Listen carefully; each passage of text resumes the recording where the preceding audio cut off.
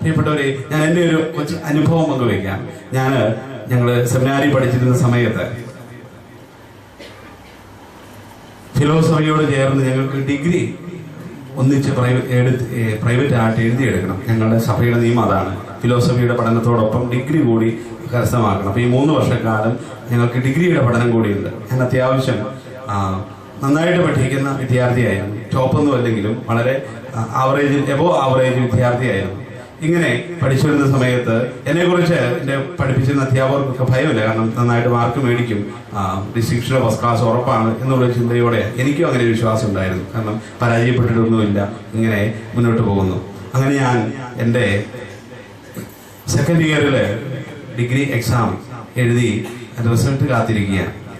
അപ്പം ഞങ്ങളുടെ ബാച്ചിലുള്ള വിദ്യാർത്ഥികൾ ഇച്ചിരി പഠിക്കുവാൻ വീക്കായിട്ടുള്ള ചെമ്മാശന്മാരുണ്ടായിരുന്നു. അവർക്കൊക്കെ പേടിയുണ്ട്, പരീക്ഷയ്ക്ക് തോറ്റുപോകുമോ, റിസൾട്ട് വരുമ്പോൾ തോറ്റുപോകുമോ, തോറ്റുപോയാൽ സെമിനാരിൽ നിയമമാണ് എന്ത്, വീട്ടിൽ പറഞ്ഞുവിടും. അപ്പോൾ അങ്ങനെ ഒരു ഭയത്തിൽ നിൽക്കുന്ന സമയത്താണ്, എനിക്കെന്നാൽ വലിയ ഭയമൊന്നുമില്ല, കാരണം ജയിക്കുമെന്ന് ഉറപ്പാണ്, ഫസ്റ്റ് ക്ലാസ് എങ്കിലും ഉറപ്പായിട്ട് പ്രതീക്ഷിച്ചിരിക്കുന്ന സമയം. ഇങ്ങനെ ഇരിക്കുന്ന സമയത്ത് പെട്ടെന്ന് ഈ റിസൾട്ട് വരികയാണ്. ഒരു ദിവസം ഞങ്ങൾ വാശിപ്പെട്ട ഒരു റെപ്രസെൻറ്റേറ്റീവ് യൂണിവേഴ്സിറ്റിയിൽ പോയി റിസൾട്ട് അറിഞ്ഞിട്ട് വരികയാണ്. അറിഞ്ഞിട്ട് വന്നു, എല്ലാവരും റിസൾട്ടൊക്കെ അറിഞ്ഞ് ഞങ്ങൾ എന്തോ തിരക്കിലായിരുന്നു. ഈ റിസൾട്ട് കൊണ്ടുവന്ന ഈ ബ്രദറിൻ്റെ അടുത്തുനിന്ന് അന്ന് എനിക്ക് കാണാൻ പറ്റുന്നില്ല. അവൻ എന്നെ കാണുമ്പോൾ ഒഴിഞ്ഞു മാറിപ്പോവുക. എന്ത് സംഭവിച്ചു എന്ന് എനിക്ക് അറിഞ്ഞുകൂടാ, ഇങ്ങനെ ഒഴിഞ്ഞു മാറിപ്പോകുന്നു. അപ്പോൾ മറ്റുള്ളവരോട് ചോദിച്ചാൽ റിസൾട്ട് വന്നത് എങ്ങനെയുണ്ട്, എല്ലാവരും ജയിച്ചു. പിന്നെ എനിക്ക് വലിയ ക്യൂരിയോസിറ്റി ഒന്നും കാര്യത്തില്ല, അതുകൊണ്ട് ജയിച്ചു എന്ന് അറിഞ്ഞപ്പോൾ പിന്നെ മിണ്ടാതിരുന്നു. അതിന് ബുദ്ധിമുട്ട്, തോൽക്കുമെന്ന് കരുതിയവർക്ക് ജയിച്ചു എന്ന് ചോദിച്ചു, അവരൊക്കെ ജയിച്ചു എന്ന് പറഞ്ഞു. അപ്പം പിന്നെ എനിക്ക് ഉറപ്പായി, എന്താ, ഞാൻ ഉറപ്പായിട്ടും ജയിച്ചു. ഇങ്ങനെ അതിന് വൈകുന്നേരമായി. വൈകുന്നേരം ഞാൻ മുറി ഇരിക്കുമ്പോൾ എൻ്റെ ബാച്ചിൽപ്പെട്ട 5-6 ചെമ്മാശന്മാർ, അവർക്ക് അച്ഛന്മാരായിട്ട് പല സ്ഥലങ്ങളിൽ ജോലി ചെയ്യുക, എൻ്റെ മുറിയിലേക്ക് വന്നു. പുറത്ത് നിന്നിട്ട് പറഞ്ഞു, വളരെ വളരെ സ്നേഹത്തോടെ എന്നെ പറഞ്ഞു, എടാ ഒരു കാര്യം പറയാനുണ്ട്. ഞാൻ വളരെ സ്നേഹത്തോടെ പറഞ്ഞു. ഞാൻ ചോദിച്ചു എന്താണ്? പറഞ്ഞു, എടാ റിസൾട്ട് വന്നു. റിസൾട്ട് വന്നു. ഞാൻ രാവിലെ തൊട്ട് അന്വേഷിക്കുക എന്തായി. പറഞ്ഞു, അതെ റിസൾട്ട് വന്നു, പക്ഷേ അതിൻ്റെ അകത്തൊരു കാര്യം, നിന്റെ പേര് അതിൻ്റെ അകത്ത് കാണുന്നില്ല, നീ അത് പബ്ലിഷ് ചെയ്തതിൻ്റെ ബുദ്ധിമുട്ട്, നിന്റെ ഒരു തകരാറാണ്, നമുക്കൊന്ന് യൂണിവേഴ്സിറ്റി പോയി അന്വേഷിക്കാം എന്നിങ്ങനെ പറയും.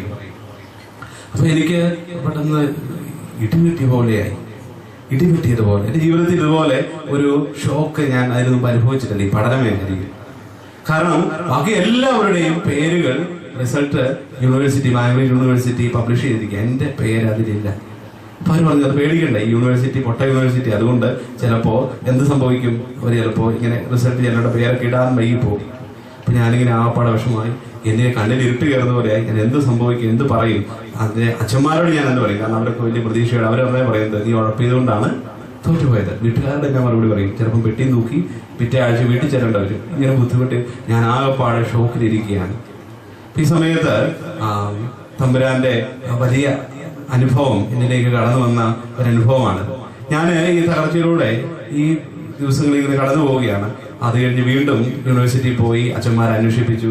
അപ്പോൾ അതിന് തെളിഞ്ഞ് ഞാൻ തോറ്റുപോയി, ഡിഗ്രിക്ക് ഞാൻ പരാജയപ്പെട്ടു.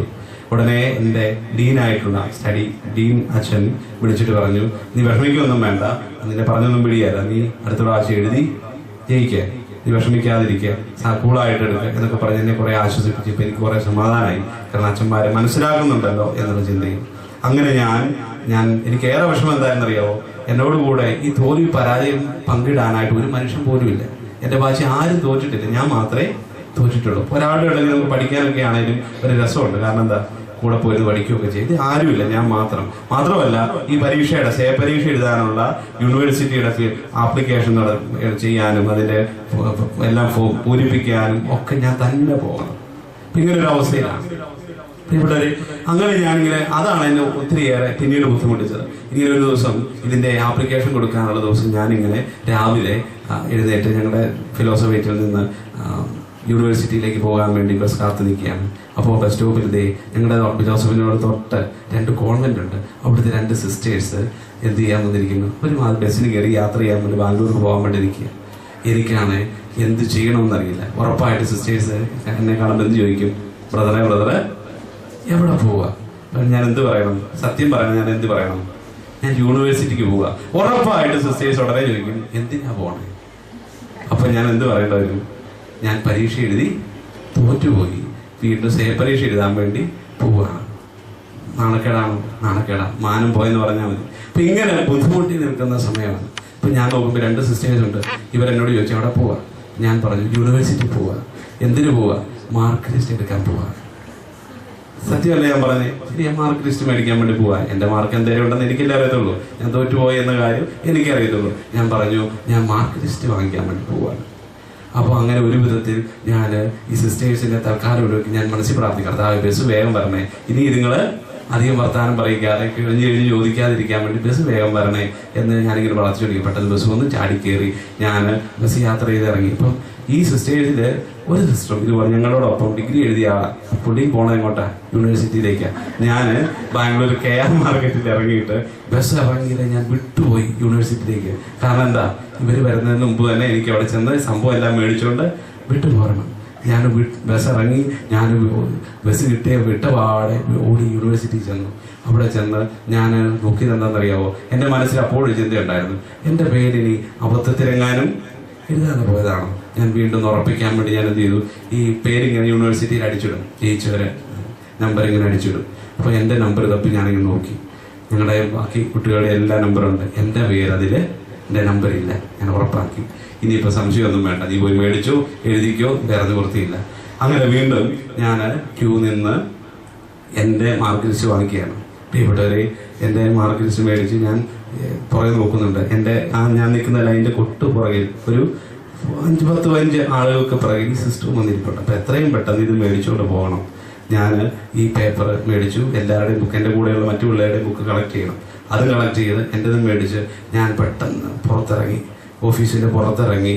ഞാൻ എൻ്റെ മാർക്ക് ഒന്ന് ജസ്റ്റ് തുറന്നു നോക്കിയപ്പോൾ അതിൽ ഇങ്ങനെയായിരുന്നു, ഞാൻ എല്ലാ വിഷയത്തിലും നല്ല മാർക്കോടുകൂടി തന്നെ വിജയിച്ചിരുന്നു. Price the Lord.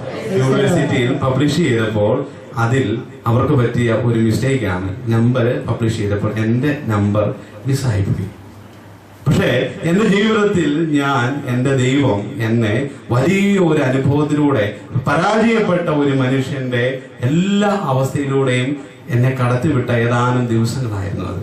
എന്നും എൻ്റെ പൗരോഹിത ജീവിതത്തിന്റെ പരിശീലന കാലഘട്ടത്തെക്കുറിച്ച് ഓർക്കുമ്പോൾ എൻ്റെ ഈ ദൈവം എന്നെ ഒരു വലിയ അനുഭവത്തിലൂടെ കടത്തിവിട്ടതിൻ്റെ ഓർമ്മ എന്നും ഫിലോസഫി കാലത്ത് കടത്തിവിട്ടത് ഏറ്റവും ഇതായിട്ടാണ് എനിക്ക് അനുഭവപ്പെട്ടത്.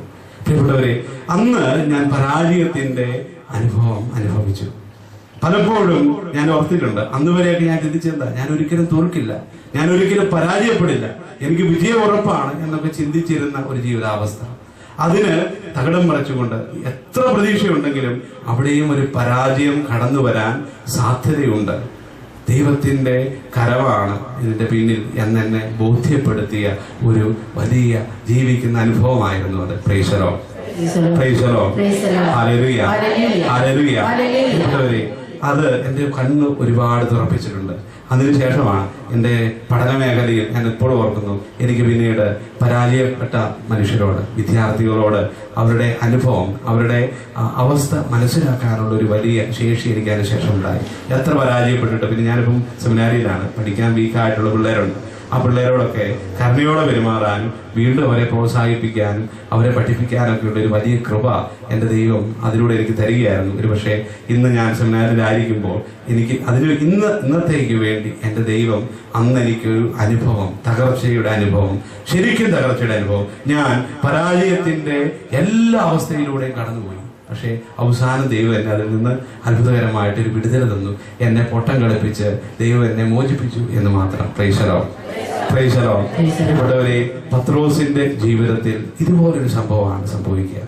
അവനെ തമ്പുരാൻ ഒന്നുമില്ലായ്മയുടെ ഒരു ചെറിയ ഒരു പരൽമീൻ പോലും കിട്ടാത്ത അവസ്ഥയിലൂടെ ഈ പത്രോസിനെ ദൈവം കൊണ്ടുപോവുകയാണ്. വലിയ മുക്കുവൻ, എക്സ്പേർട്ടായിരുന്നു കടലിൽ മീൻ പിടിക്കുക. പക്ഷേ അവനെ ഒരു വലിയ അപ്രതീക്ഷിത തകർച്ചയിലൂടെ കൊണ്ടുപോവുകയാണ്. ഈ തകർച്ചയുടെ അവസാനം നമ്മൾ കാണുന്നുണ്ട്. എന്താ? പത്രോസിന്റെ ജീവിതത്തിൽ ദൈവം ഒരു കൃപയുടെ അഭിഷേകം ഒരുക്കുകയാണ്. തിരിച്ചറിവിന്റെ ഒരു വലിയ ബോധ്യം കൊടുക്കുകയാണ്. എന്നെ കൂടാതെ നിനക്ക് യാതൊന്നും ചെയ്യാൻ പറ്റില്ല പത്രോസേ എന്നുള്ള ബോധ്യം ഉത്തരം കൊടുക്കുകയാണ്. Praise the lord. കരന്നുയർത്തി ഹല്ലേലൂയ, ഹല്ലേലൂയ.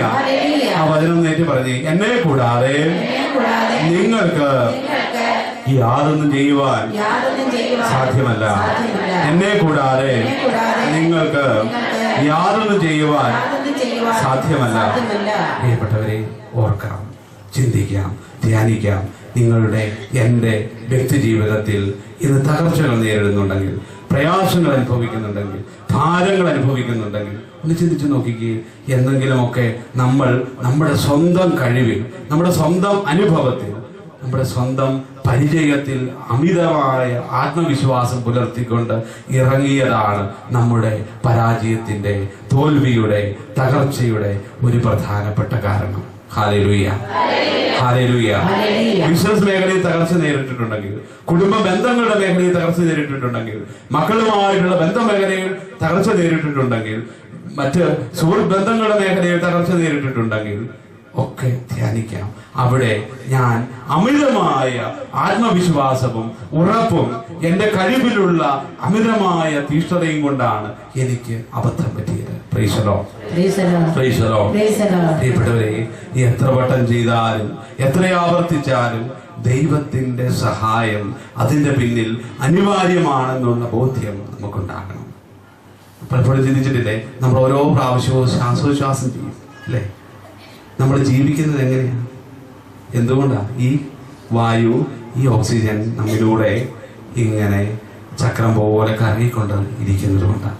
പക്ഷേ ഓരോ ദിവസവും ഓരോ നിമിഷവും നമ്മളിത് അനുഭവിക്കാറില്ല, ചിന്തിക്കാറില്ല. ഈ മൂക്കും വായു ഒരാളൊന്ന് പൊത്തിപ്പിടിച്ച് നോക്കട്ടെ.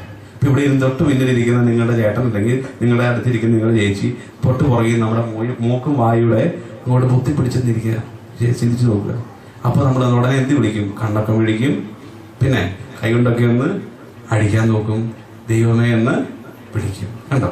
ആ കാറ്റ്, ആ വായു അല്പം കുറഞ്ഞപ്പോൾ നമുക്ക് ദൈവത്തെ വിളിക്കാനുള്ള ബോധ്യമായി.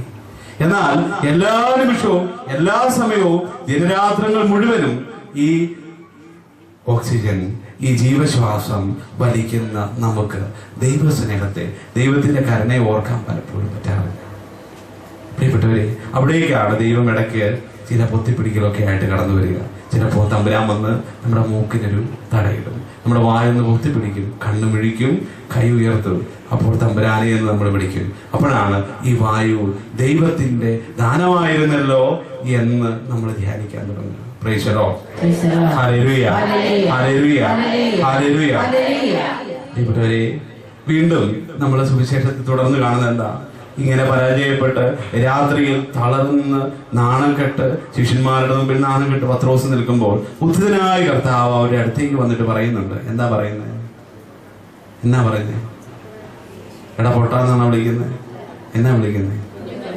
കുഞ്ഞുങ്ങളെ, നിങ്ങൾക്ക് വല്ലതും കിട്ടിയോ? എന്നിട്ട് പിന്നെ വീണ്ടും ശരിയാ, വഞ്ചിയുടെ വലതുവശത്തേക്ക് വലയെറിയും.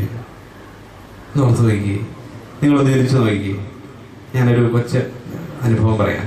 ഞാൻ ഈ കഴിഞ്ഞ 3-4 മാസം മുമ്പ് മലയാറ്റൂരുടെ അടുത്തൊരു വണ്ടിയിൽ ഇതുപോലെ പോയിട്ട് തിരിച്ചു വരുന്ന സമയത്ത്, ഞാൻ വണ്ടിയല്ല, ജീപ്പലാണ് വരുന്നത്. ഞങ്ങളുടെ വണ്ടിയിലാണ് വരുന്നത്. അപ്പോൾ ഈ ഒരു പോക്കറ്റ് റോഡിൽ കൂടി ഇങ്ങനെ കടന്നു വരിക. അപ്പോൾ ഞങ്ങളുടെ തൊട്ട് മുമ്പിൽ ഒരു 10-12 വയസ്സുള്ള ഒരു പെൺകൊച്ചും അതിൻ്റെ അമ്മയും യാത്ര ചെയ്യുകയാണ് ഒരു കാറിൽ. ഈ കൊച്ച് വണ്ടിയുടെ എല്ലൊക്കെ ഒടിച്ചിട്ടുണ്ട്. അർത്ഥം എന്താ? സൂക്ഷിച്ചു പോയില്ലെങ്കിൽ എല്ലൊടിയും. കാരണം കൊച്ച് ഇത്ര ആയിട്ടുള്ളൂ എന്നാണ്. അപ്പോൾ ഇതൊക്കെ ആയപ്പോൾ എനിക്ക് തോന്നിയത് വലിയ പ്രാക്ടീസ് ഉള്ള കൊച്ചൊന്നുമല്ല. ഒന്നാമത് സ്ത്രീകൾ വാഹനം ഓടിക്കുമ്പോൾ പുറകെയും അടുത്ത പ്രദേശത്തൊക്കെ പോണ വണ്ടികൾ സൂക്ഷിച്ചില്ലെങ്കിൽ എന്ത് സംഭവിക്കും?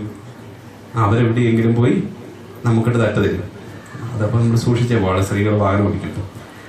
അപ്പോൾ അങ്ങനെ വാഹനം തൊട്ട് പിന്നെ പോവുകയാണ്. കുറേ കഴിയുമ്പോൾ അവർക്കൊരു വീട്ടിലേക്ക് കയറണം. ഞാൻ പതുക്കെ എൻ്റെ വണ്ടി സ്ലോ ആക്കി. അപ്പോൾ അവരുടെ വാഹനം പതുക്കെ ഒരു വീട്ടിലേക്ക് വളച്ചു. അപ്പോൾ വീട്ടിൽ 2-3 ആണുങ്ങളൊക്കെ, അപ്പോൾ ചേട്ടന്മാരൊക്കെ പുറത്തിരിപ്പുണ്ട്. ഇവർ വരുന്ന പാടെ അപ്പോൾ ഈ വണ്ടി അവിടെ നിന്ന് ഇവരിങ്ങനെ തിരിച്ച പാടെ എന്തായി, ഞങ്ങളുടെ പുറകിലൊക്കെ ഒത്തിരി വണ്ടി വരുന്നുണ്ട്. ഈ റോഡിൽ പെട്ടെന്ന് ബ്ലോക്കായി. ഞാനിങ്ങനെ ഇവരുടെ വാഹനം കഴിഞ്ഞ് തൊട്ട് എൻ്റെ വാഹനമാണ്. ഇങ്ങനെ നിൽക്കുന്ന സമയത്ത് പെട്ടെന്ന് ബ്ലോക്കായി. ഈ പെൺകൊച്ച് പുറത്തേക്ക് നോക്കിയപ്പോൾ എന്തായി? ആ പട ടെൻഷൻ. എന്താ? അവിടുന്ന് വണ്ടി വന്ന് നിൽക്കുന്നു, ഇവിടുന്നും ഇതിലെ റാലി പോലെ വണ്ടി വന്നിങ്ങനെ ബ്ലോക്കായി നിൽക്കുക. ഇതിനാകപ്പാടെ വേവലാതിയായി. ഇതെങ്ങാണ്ടൊക്കെ ചവിട്ടുന്നുണ്ട്, ഞെക്കുന്നുണ്ട്, വണ്ടി കുതിക്കുന്നു, താഴുന്നു, ഇങ്ങനെ വണ്ടി സ്പീഡിൽ കൊള്ളുന്നു, ചിലപ്പോൾ ഇങ്ങനെ ഭയങ്കരമായിട്ട് ഇറക്കുന്നു. ഇതിൻ്റെ അകത്തിരുന്ന് അമ്മയാകപ്പാടെ ടെൻഷൻ അടിക്കുന്നു. ഉടനെ എന്ത് ചെയ്തു? ചേട്ടന്മാരെല്ലാം അടുത്ത് നിന്ന് ചേട്ടന്മാർ, നാട്ടുകാര് എല്ലാം കൂടെ ഇടപെടാൻ തുടങ്ങി. കൊച്ചെ പുറകോട്ടിട്, മുന്നോട്ടിട്, അങ്ങോട്ടെടുക്ക്, ചവിട്ട്, ആക്സിഡന്റ് കൊടുക്കുക, അത്രയും കൊടുക്കരുത് എന്നൊക്കെ പറഞ്ഞ് ഇവരിങ്ങനെ നിയന്ത്രിക്കാൻ തുടങ്ങുകയാണ്. ഈ നാട്ടുകാരുടെ എല്ലാം നിയന്ത്രണം കൂടെ ആയപ്പോഴത്തേക്ക് നമുക്കറിയാം, വണ്ടി ഓടിക്കുന്നവർക്കറിയാം എന്താ, നമ്മൾ തന്നെയാണ് ആ വണ്ടി എങ്ങനെയും എടുത്തോളൂ. ഈ നാട്ടുകാരെല്ലാം പല അഭിപ്രായമായിട്ട് വന്നു കഴിഞ്ഞാൽ ഈ സംഭവം നടക്കുമോ? നടക്കുകയില്ല. അപ്പോൾ ആ പാടെ ഇതൊരു ഇത്രേ ആയിട്ടുള്ളൂ, വണ്ടി ഓടിക്കാൻ എല്ലാവരേ ആയിട്ടുള്ളൂ. ഇതിനാകപ്പാടെ പക്ഷേ ഇത് കുറേ പരിശ്രമിച്ചു. ഞാനിങ്ങനെ നോക്കി നിൽക്കുക, ഇത് കുറേ പരിശ്രമിച്ചു. അവസാനം ഇത് എന്ത് ചെയ്തെന്നറിയാമോ? വണ്ടി നിർത്തിയിട്ട് അത് ഇറങ്ങിപ്പോയി.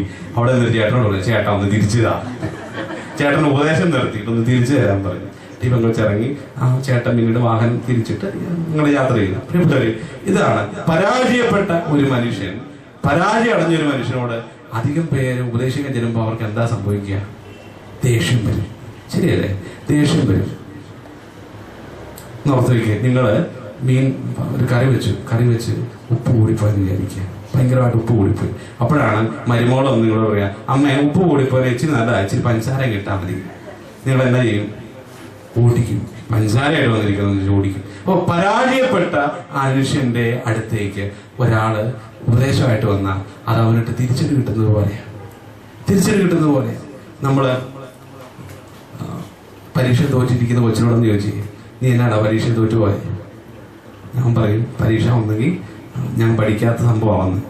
ഉടനെ നമ്മൾ പറയും, നീ പഠിച്ചിട്ട് പോകാൻ നിന്നോട് 100 വട്ടം പറഞ്ഞല്ലേ, കൊച്ചെന്ത് ചെയ്യും? നിങ്ങൾക്കൊക്കെ പഠിക്കാൻ മേലായിരുന്നു എന്ന് കൊച്ചു തിരിച്ചു പറയും. അപ്പൊ ഇങ്ങനെ പരാജയപ്പെട്ടവന്റെ അടുത്തേക്ക് എന്ത് ഉപദേശം കൊണ്ട് ചെന്നാലും അവന് തിരിച്ചടിയാണ്, അവന് ദേഷ്യം വരും, അവൻ പൊട്ടിത്തെറിക്കും. ഇവിടെ പത്രോസിന്റെ അടുത്തേക്ക് കർത്താവ് ചെന്നത് എന്താ? മീൻ വല്ലതും കിട്ടിയോ? ഒന്നും കിട്ടിയില്ല. എന്നാ നീ ഒരു കാര്യം ചെയ്യുക, വലതുവശത്തേക്ക് പല വീശെന്ന് പറഞ്ഞ് കർത്താവ് ചെയ്യുക. പുറത്തു നോക്കിക്കോണേ, കഴിഞ്ഞ രാത്രി മുഴുവൻ ഈ പത്രോസ് വലതുവശത്തും വീശി, ഇടതുവശത്തും വീശി, മുന്നിലും വീശി, പിന്നിലും വീശി, ആഴത്തിലും വീശി. ഇങ്ങനെ വീശാൻ ഇനി അവിടെ സ്ഥലമൊന്നും ബാക്കിയില്ല. അത്രമാത്രം വല വീശി മടുത്ത് തളർന്ന് അവശനായി നിൽക്കുന്ന പത്രോസിനോടാണ് വീണ്ടും കർത്താവ് പറയുന്നത്, നീ വലത്തോട്ട് നീക്കുക. വലത്തോട്ട് വല വീശുക. പരാജയപ്പെട്ട മനുഷ്യനെ വീണ്ടും പ്രകോപിപ്പിക്കുന്നത് പോലുള്ള സമീപനമാണ് പലപ്പോഴും ദൈവത്തിൽ നിന്ന് കടന്നു വരിക. നമ്മുടെ ഒക്കെ ജീവിതത്തിൽ സംഭവിക്കുക, പരാജയപ്പെട്ട മനുഷ്യനെ വീണ്ടും പ്രകോപിപ്പിക്കുന്ന തരത്തിലുള്ള ദൈവത്തിന്റെ ഇടപെടൽ. ഞാൻ തൊപ്പിയിട്ട് ബസ് സ്റ്റോപ്പിൽ നിൽക്കുമ്പോൾ എന്താ ചെയ്യുന്നത്? വീണ്ടും ആ സിസ്റ്റേഴ്സ് വന്നതിനോട് ചോദിക്കും, എവിടെ പോവുക, എന്തിനു പോവുക, ജയിച്ചോ, എത്ര മാർക്കും, ഇതെല്ലാം ചോദിക്കും. ഇങ്ങനെ പ്രകോപിപ്പിക്കുന്ന തരത്തിൽ ദൈവമേ എങ്ങനെയും ഒന്ന് രക്ഷപ്പെടണമെന്ന് ആഗ്രഹിച്ചിരിക്കുമ്പോഴാണ് വീണ്ടും വീണ്ടും അടിക്കടി പരാജയങ്ങളിലേക്ക് വരിക. ഇതുപോലെ നമ്മുടെ എല്ലാ വ്യക്തി ജീവിതങ്ങളിലും ഒരു തകർച്ച നേരിടുന്നു വിചാരിക്കുക, ഒരു പ്രശ്നം കുടുംബത്തിലുണ്ടാവുമെന്ന് വിചാരിക്കുക, ഒന്ന് പ്രാർത്ഥിച്ച് ഒന്ന് കരകയറാൻ നോക്കുമ്പോഴാണ് അടുത്ത പ്രശ്നം അതിന് കൂനുമേ കുരു പോലെ വരുന്നു. നമ്മൾ ചവിട്ടുന്ന മണ്ണ് വീണ്ടും വീണ്ടും താണു പോകുന്നത് പോലുള്ള അനുഭവങ്ങൾ. പ്രിയപ്പെട്ടവരെ, കർത്താവ് തകരുന്ന മനുഷ്യരുടെ വ്യക്തി ജീവിതത്തിലേക്ക് കടന്നു വരുമ്പോൾ പ്രകോപിപ്പിക്കുന്ന തരത്തിൽ കർത്താവ് കടന്നു വരും എന്ന് വചനത്തില് ഒരുപാട് അനുഭവങ്ങൾ ലഭിക്കുക. നമ്മുടെ യോനാ പ്രവാചകന്റെ സംഭവം കാണുന്നുണ്ടല്ലോ. യോനാ പ്രവാചകൻ നിരവയിൽ പോയി വചനമൊക്കെ പ്രസംഗിച്ച് തളർന്ന് അവശനായി ഇദ്ദേഹം ഇങ്ങനെ ഒരു കൊച്ചു വാടാമുൾച്ചെടിയുടെ ചൂണ്ടിപ്പോയി കുത്തിയിരിക്കുക. ഇരുന്ന വാടയിൽ പുള്ളി പ്രസംഗിച്ച് പകൽ മുഴുവൻ ഈ വെയിലത്ത് നടന്ന് ഈ മനുഷ്യൻ എന്ത് ചെയ്യാൻ സംഭവിച്ചു? ക്ഷീണമായി. എന്ത് പറ്റും ക്ഷീണമായി കഴിഞ്ഞാൽ? ഇവിടെ ഇരിക്കുന്നവർക്ക് ക്ഷീണമായി കഴിഞ്ഞാൽ എന്ത് സംഭവിക്കും? ഉറക്കെ പറഞ്ഞേ, ഉറങ്ങിപ്പോകും. ഇതുപോലെ യോനായിക്ക് സംഭവിച്ചു. ക്ഷീണമായി, യോനായും ഉറങ്ങിപ്പോയി. ഈ വാടാമുൾച്ചെടിയുടെ തണലിൽ ഇരുന്ന് ഉറങ്ങിപ്പോയി. കുറെ കഴിഞ്ഞ് നല്ല ക്ഷീണമൊക്കെ ആയി പുള്ളി അറിയാതെ ഉറങ്ങിപ്പോയി. ഉറക്കം കഴിഞ്ഞ് യോന കണ്ണു തുറന്നു. ഉറക്കം തെളിഞ്ഞു. എപ്പോഴാ ഉറക്കം തെളിഞ്ഞെന്നറിയാവോ? മുഖത്ത് വെയിലടിച്ചു. ദേഹത്ത് മുഖത്തേക്ക് വെയിലടിച്ചപ്പോൾ യോന കണ്ണു തുറന്നു. നോക്കുകയാണ്. യോഹന്നാൻ നോക്കിയപ്പോൾ എന്താ സംഭവിച്ചതെന്നറിയാവോ? താൻ വളരെ സുഖമായിട്ടിരുന്ന തണൽ മരത്തിന്റെ ഇല മുഴുവൻ ഒരു പുഴു വന്ന് എന്ത് സംഭവിച്ചു? തീർത്ത് കളഞ്ഞു. Price the Lord. ഇതാണ് പരാജയപ്പെടുന്ന മനുഷ്യന്റെ, കുത്തിയിരിക്കുന്ന മനുഷ്യന്റെ അടുത്തേക്ക് ദൈവം പുഴുവായിട്ട് വീണ്ടും കടന്നിരിക്കുക. ആ ഇലയും കൂടെ പറിച്ചു കളയും. പരാജയപ്പെട്ടിരിക്കുന്ന, തകർന്നിരിക്കുന്ന മനുഷ്യന്റെ അടുത്തേക്ക് ദൈവം വീണ്ടും പരീക്ഷകൾ അയക്കുകയാണ്. അവന്റെ ഏകാശ്വാസമായിരുന്ന ആ തണലുകൂടി ദൈവം അങ്ങോട്ട് പറിച്ചെടുത്ത് വിടുകയാണ്. പ്രിയപ്പെട്ടവരെ, ഒരു പ്രകോപനമായിട്ട് തോന്നുന്ന ദൈവത്തിന്റെ രീതികൾ ദൈവം എന്നെ പ്രകോപിപ്പിക്കുകയാണോ, വീണ്ടും വീണ്ടും തകർച്ച തന്നുകൊണ്ട് എന്നെ നശിപ്പിക്കാനാണോ ദൈവം ശ്രമിക്കുന്നത് എന്ന് തോന്നുന്ന വിധത്തിലുള്ള സമീപനങ്ങൾ സുവിശേഷത്തിൽ നമ്മൾ കാണുന്നുണ്ട്. Hallelujah, hallelujah. പ്രിയപ്പെട്ടവരെ, പത്രോസിന്റെ ജീവിതത്തിൽ അതാണ് സംഭവിക്കുക. തകർന്നിരിക്കുന്ന മനുഷ്യനോട് പറയാ, നീ ആ വലതുവശത്തേക്ക് വല വീശു. അവൻ ഇത്രയും നേരം വീശാത്തതുപോലെ കർത്താവ് പറഞ്ഞു, അവിടേക്ക് വീണ്ടും വീശുക. പ്രിയപ്പെട്ടവരെ, അവിടെ നമ്മൾ കാണുന്നുണ്ട് പത്രോസ് വളരെ വിദഗ്ധനായ വലിയ മുക്കുവൻ, ഈ തീരത്ത് നിൽക്കുന്ന, ഇന്ന് വരെ കടലിൽ ഒരു ചൂണ്ടയിടാൻ പോലും പോയിട്ടില്ലാത്ത ഈ യഹൂദൻ, അത് കർത്താവാണെന്ന് പത്രോസിന് അറിയത്തില്ല, ഒരു യഹൂദനാണെന്ന് മാത്രമേ അറിയത്തുള്ളൂ. ഡ്രസ് കൊണ്ട്, വസ്ത്രധാരണം കൊണ്ടൊരു യഹൂദൻ നിൽക്കുന്നതായിട്ട് മാത്രമേ പത്രോസിന് അറിയത്തുള്ളൂ. ആ യഹൂദന്റെ വാക്ക് കേട്ട് ഈ മുക്കുവൻ എന്ത് ചെയ്യുന്നു? വലതുവശത്ത് വലയിറക്കുന്നു. ക്ഷമയോടുകൂടി, അനുസരണയോടുകൂടി, വിധേയത്വത്തോടുകൂടി ഈ വലയിറക്കുമ്പോൾ വചനം പറയുകയാണ്, ആ വലയിൽ 153 മത്സ്യങ്ങൾ കുടുങ്ങുന്നു. 153 എന്നത് ബൈബിൾ പറയുന്നത് എന്താണെന്നറിയാവോ? കടലിൽ 153 ഇനം മത്സ്യങ്ങളെ ഉള്ളൂ എന്നാണ് യഹൂദന്മാരെ പറയുന്നത്. അതുകൊണ്ടാണ് ബൈബിളിൽ എഴുതി വെച്ചിരിക്കുന്നത് 153 മത്സ്യങ്ങൾ. അതായത് കടലിൽ എത്ര മത്സ്യമുണ്ടോ ആ മത്സ്യത്തിലെല്ലാം ഓരോന്ന്, ഒരു മത്തി, ഒരു അയല, ഒരു ചാള, ഇങ്ങനെ ഓരോന്നും, അങ്ങനെ 153 മത്സ്യങ്ങൾ. Praise the lord. Hallelujah, hallelujah. കരമൊന്ന് വീശി പറഞ്ഞേ ഹല്ലേലൂയ, ഹല്ലേലൂയ. ഉറക്കവും ക്ഷീണവും ഉള്ളവരുണ്ടെങ്കിൽ ഒന്ന് കരം നന്നായിട്ട് ഉയർത്തി പറഞ്ഞേ ഹല്ലേലൂയ. പ്രിയപ്പെട്ടവരെ, അപ്പോൾ പരാജയപ്പെട്ടവന്റെ, തകർന്ന മനുഷ്യന്റെ അടുത്തേക്ക് ദൈവം വീണ്ടും തകർച്ചയുമായിട്ട് ചെല്ലുന്നു. അവനെ അനുസരിപ്പിക്കാൻ, വിധേയപ്പെടുത്താൻ, എളിമപ്പെടുത്താൻ വേണ്ടി ദൈവം ഇതുപോലുള്ള വീണ്ടും സഹനങ്ങൾ കൊടുത്തുകൊണ്ട് അവനെ എളിമപ്പെടുത്തി അതിൽ നിന്ന് വലിയൊരു ഉയർച്ച, അവൻ ചിന്തിച്ചിട്ടില്ലാത്ത തരത്തിലുള്ള ഒരു ഉയർച്ച. ഇത്രയും കാലം പത്രോസ് മീൻ പിടിച്ചിട്ടും ഒരിക്കലും 153 മത്സ്യം പത്രോസിന്റെ ജീവിതത്തിൽ കുടുങ്ങിയിട്ടില്ല. അതന്ന് കുടുങ്ങി.